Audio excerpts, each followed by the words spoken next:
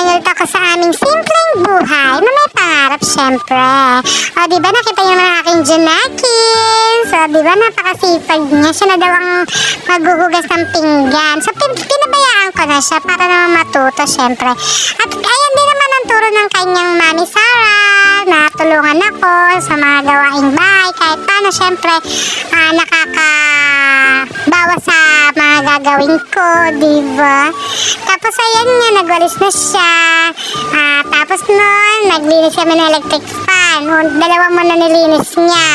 Tapos sinunod ko yung dalawa. Siya lahat naglinis niya, no? Diba? Napakasipag niya. Ako din nagtanggal niyan kasi hindi naman siya marunong magtanggal. So, pinatanggal niya sa akin at nilinis niya na rin.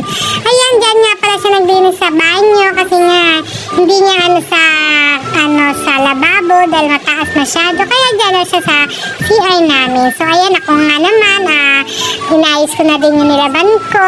Isasampay ko na siya sa labas. Tapos, nagsalang ulit ako ng isa pang salangan para nga mapaikot na rin. O, diba? Ganyan lang mga gawaing bahay na simple pero malaking tulong na rin para sa aming mga magulang. O, diba? Napakaswerte ko sa anak ko. Kahit paano, nakakatulong siya sa akin. O, diba? Minsan nga hindi na nga siya lumalabas ng bahay. Nasa bahay lang siya lagi. O, diba? Pero, pinsan naman din, binibigyan ko siya ng pang-computer at nagko-computer sa labas. So, ayun na yung pinaka-price niya. Kasi pagtulong niya at sa pagsama sa akin lagi. Yung ganun ba? O, diba? Dapat laging may price. May price? Ano yung potato fries? Charing! Ayun nga, yan lang mga kaganapan sa aming simpleng buhay. Sa aming simpleng bahay. O, diba?